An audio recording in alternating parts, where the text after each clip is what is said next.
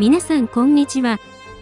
今日も最新のウクライナ情勢について、公開情報をコンパクトにまとめて地図を使って、いち早くわかりやすくお届けします。よろしくお願いします。チャンネル登録して通知をオンにすると、動画公開時に連絡が来ます。過去の動画も再生リストから合わせてご覧ください。ウクライナ情勢。ロシアがキーウに侵攻してから1143日になりました。まずは全般的な事柄です。先ほど公表されたウクライナ軍の参謀本部の最新の発表によると、ロシア軍の損失は兵士1210名、戦車1両、装甲戦闘車15両、砲61門、多連装ロケット1両、ドローン111機、その他車両167両、となっています。戦線全体では149回の地上戦の報告がありました。ウクライナの偽情報対策センターのコバレンコ所長は、4月第1週のロシア軍の損失について、ロシアはウクライナの26平方キロを占領し、前進は極めて遅い。一方、兵士は9520人を失った。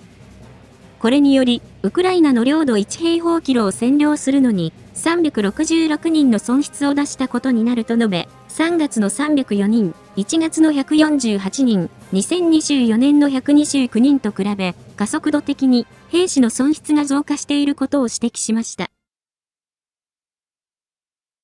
戦況図と並んでよく見られているウクライナとロシア情勢のニュースコーナーです。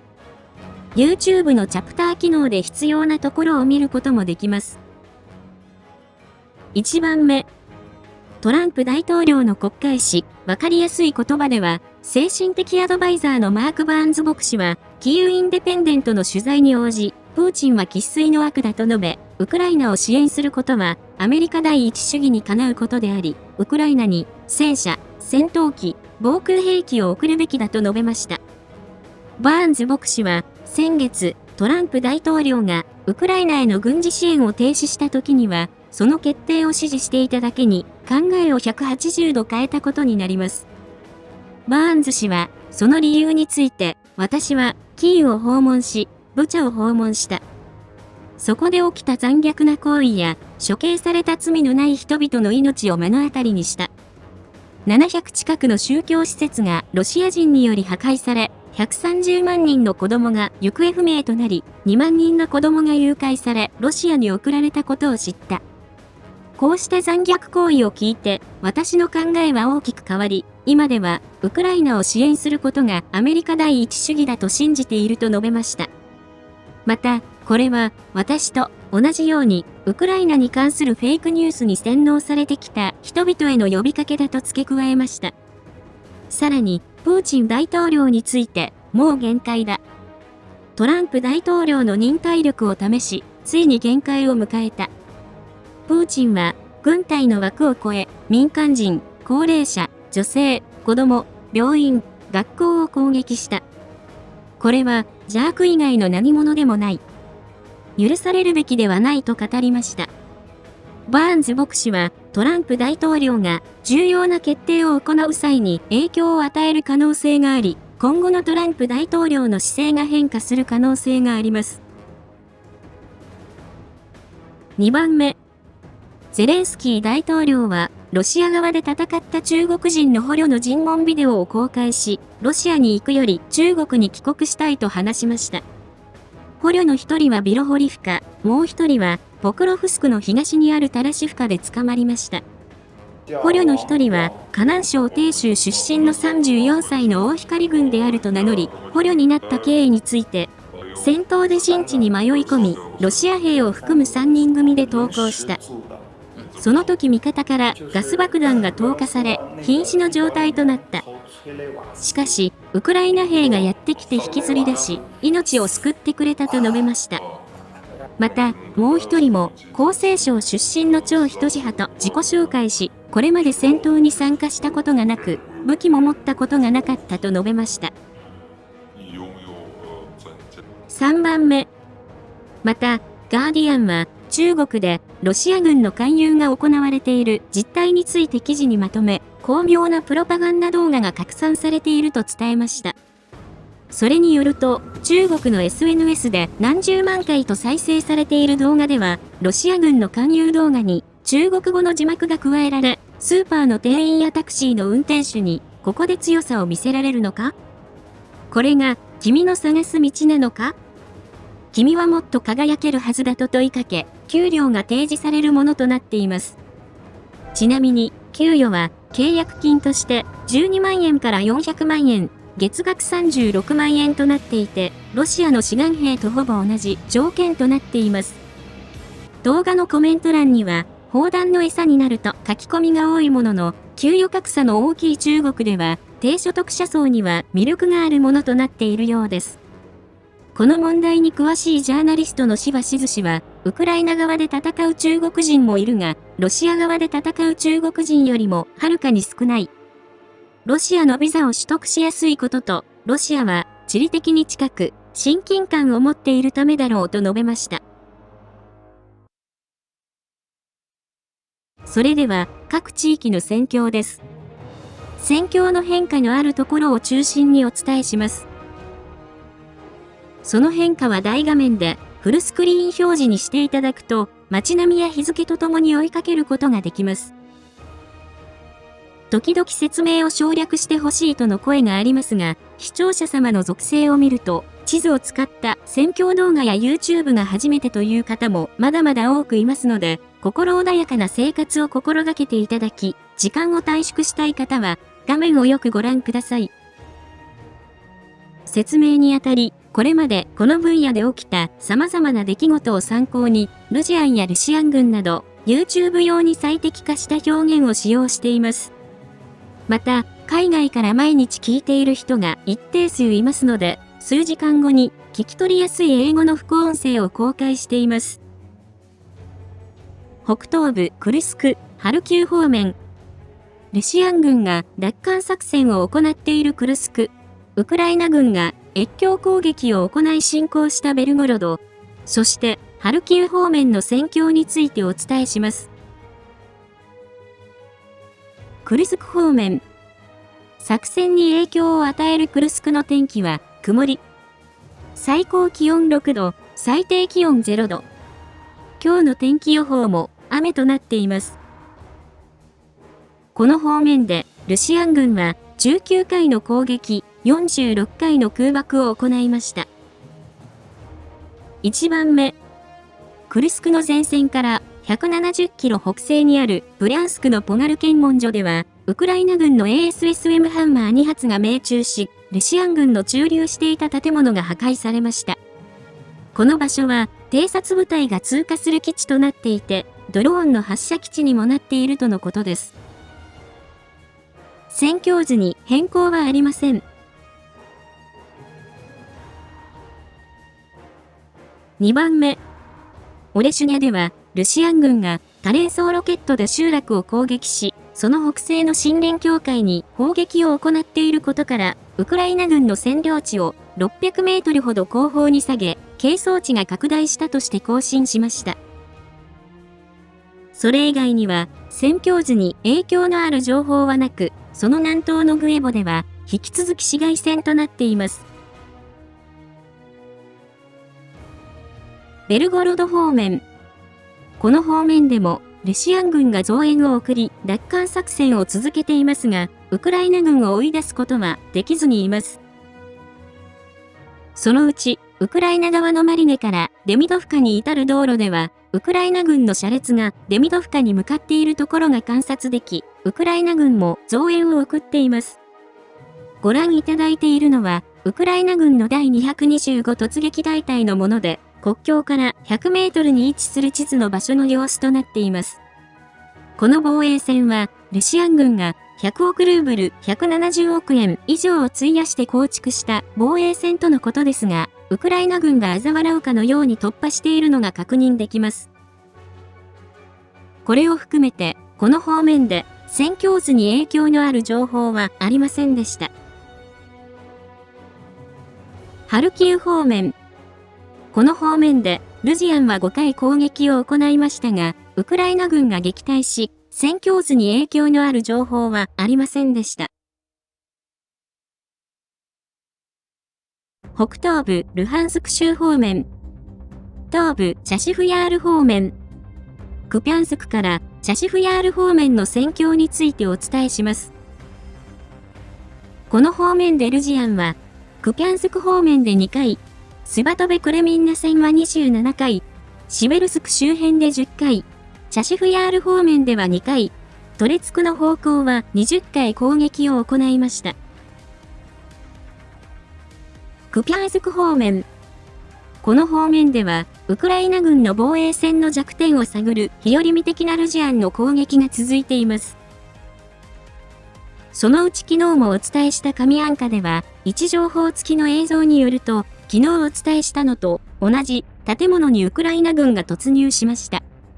ウクライナ軍はドローンでルジアンの動きを牽制し、その後、ルジアンと接近戦となりました。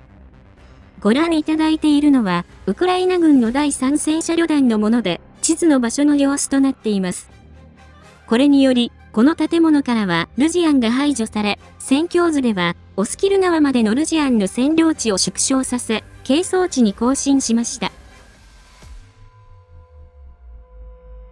スバトベ・クレミンナ戦。この方面でも、威力偵察を兼ねた攻撃を行い、ウクライナ軍の防衛の弱点を探しています。この方面に配置されているウクライナ軍の第60機械化旅団のビルソフ報道官は、ウクライナメディアに登場し、この方面の戦況について、敵は2人1組で我々の陣地に歩いてくる。前にいるのは素人同然で、武器すら持っていない。しかし、後ろにいるのはよく訓練された兵士だ。最初の1人が我々の射撃位置を明らかにし、2番目はそれに対処するが、すぐ無力化される。その後、次の2人組が2時間後くらいにやってくる。敵は何か目的があるわけではなく、ただ前に前進しているだけだと説明しました。1番目。そのうち、ナディアの郊外では、位置情報付きの映像によるとルジアンが、ウクライナ軍の陣地を襲撃し、再度占領しました。ご覧いただいているのは、ルジアンの第3自動車化ライフル師団の撮影したもので、地図の場所の様子となっています。この場所は、20日前に、ウクライナ軍が集落を奪還したところでしたが、戦況図では、この場所のウクライナ軍の奪還地を縮小させ、ルジアンが占領したとして更新しました。面積は1平方キロになります。2番目。ヤンポリフカの郊外では、ルジアンが郊外の森林を前進し、ウクライナ軍がドローンで排除しています。ご覧いただいているのは、先ほど説明したウクライナ軍の第60機械化旅団のもので、地図の森林にいるルジアンを観察している様子となっています。戦況図では、この森林までルジアンが前進したとして更新しました。面積は5平方キロになります。シベルスク周辺。この方面では、双方が陣地戦となっています。そのうち、セレブリャンスキーの森林のドネツ川近くの場所では、位置情報付きの映像によると、ウクライナ軍がルジアンの陣地を襲撃し、奪還しました。ロシアン軍のドローンが奪われた陣地に攻撃を行っていることから判明しました。こちらは、アフマト部隊のものとなっていて、この場所がウクライナ軍の支配下にあることが確認できます。この場所は2月にウクライナ軍がわずかに前進して奪還したところですが、戦況図ではこの場所まで追加でウクライナ軍が600メートルの範囲で前進したとして更新しました。チャシフヤール方面。この方面では双方が市街戦となっているほか、郊外でも地上戦となっています。1番目。チャシフヤール市街地中心部では、位置情報付きの映像によると、ウクライナ軍が地図の場所にある映画館に反撃を行い、奪還しました。その後ロシアン軍が奪われた建物に砲撃を行ったことから判明しました。ご覧いただいているのは、ルシアン軍の第98空挺師団のもので、地図の場所の様子となっています。戦況図では、この建物まで300メートルの範囲でウクライナ軍が奪還したとして更新しました。2番目。反対に、ルジアンは、位置情報付きの映像によると、第3病院に攻撃を行い、ウクライナ軍が消火器とドローンで応戦し、最後は建物ごと排除しました。ご覧いただいているのは、ウクライナ軍の第24機械化旅団のもので、地図の病院の様子となっています。この攻撃により、ルジアン9人が地面に召され、戦況図に変更はありません。トレツク方面。この方面で、ルシアン軍は、市街地で、ウクライナ軍のドローンに苦戦を強いられ、局面の打開を図っています。そのうち、トレツクの北西では、位置情報付きの映像によると、煙幕を張ったルジアンたちが装甲車両で前進し、一部は6キロ先のネリピフカまで到達して、そこで撃退されました。ご覧いただいているのは、ウクライナ側の戦術評価のもので、地図の場所の様子となっています。今のところは、戦況図に変更はありませんが、ウクライナ軍は防衛体制を見直す必要に迫られました。それ以外には、ルジアンの攻撃は前進につながらず、戦況図に変更はありません。南東部ドネツク州、ポクロフスク、コスティアンティノピル、ベリカノボシルカ方面の戦況についてお伝えします。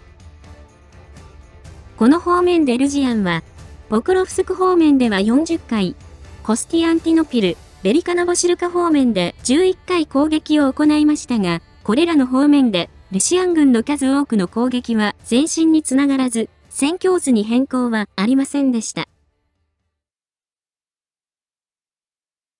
後方地域。今日もルシアン領内と占領地で不審な事件が起きています。1番目。モスクワでは、ルシアン軍のヘリコプターが上空を飛行したところ、防空が作動し、撃墜した可能性があります。ご覧いただいているのは、その様子の一部となっています。防空は、ミサイルを使用せず、小型機関銃と対空砲だけが使用されました。地元住民は、その後、夜10時半頃に大きな爆発音を聞き、ガラス窓が音を立てて揺れ、車の防犯アラームがけたたましくなったと伝えています。しかし、この事実は当局により隠蔽され、この爆発がドローンなのか、ヘリが撃墜されたものかは定かでありません。2番目。サンクトペテルブルグの病院では、特別軍事作戦に参加して負傷し入院した2人の兵士が酒を飲んで口論となり、銃撃戦となりました。地元メディアによると、2人は同じ病室にいて、1人は第22特殊部隊旅団の43歳の兵士で、口論の末、ブルドッグシグナルリボルバーが火を吹き、もう1人の負傷兵の首、右肩、胸に命中し、すぐに集中治療室に運ばれたとのことです。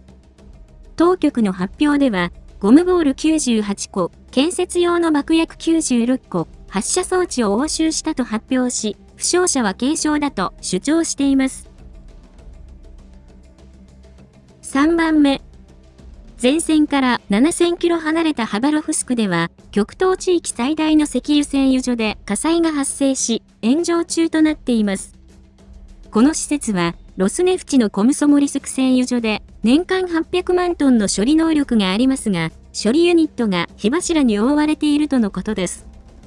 地元住民も、工場から黒煙が立ち上り、ガソリンの刺激臭が漂い、危険な状態になっています。原因は不明で、この施設では過去10年間で少なくとも4回火災を起こしているとのことです。南部ザポリージャ州、南部ヘルソン州。これらの方面でルジアンは9回攻撃を行いました。カミアンスケ方面。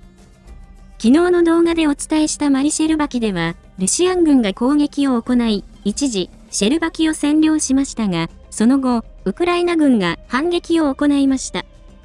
映像では、ウクライナ国防省主要情報総局の第10作戦グループとウクライナ軍の第128山岳突撃旅団が奪還作戦を行っている様子が映っています。この攻撃により、ルジアン12人以上が地面に召され、2人が捕虜になり、集落から排除されました。特殊作戦部隊が入っていることから、ルシアン軍は、釣られて撃退された可能性が高いと思われます。戦況図では、マリシェルバキの南側をルジアンが占領したとして、シェルバキは係争地として更新しました。占領地の面積は5平方キロになります。今日は以上です。情勢分析やニュースの感想、最新情報など、ぜひコメント欄にお寄せください。最後に、このチャンネルにはサブチャンネルがあります。また、関連する Twitter、ノート、テレグラム、ニコニコ動画もあります。ノートでは、日々の戦況を無料で読むことができ、ニコニコ動画では、昨年8月までの戦況動画を掲載しています。何かあった時は、これらのメディアで視聴者様にお知らせしますので、ぜひ、どれか一つでもチャンネル登録、フォローの方をお願いします。リンクは概要欄にあります。ご視聴いただきありがとうございました。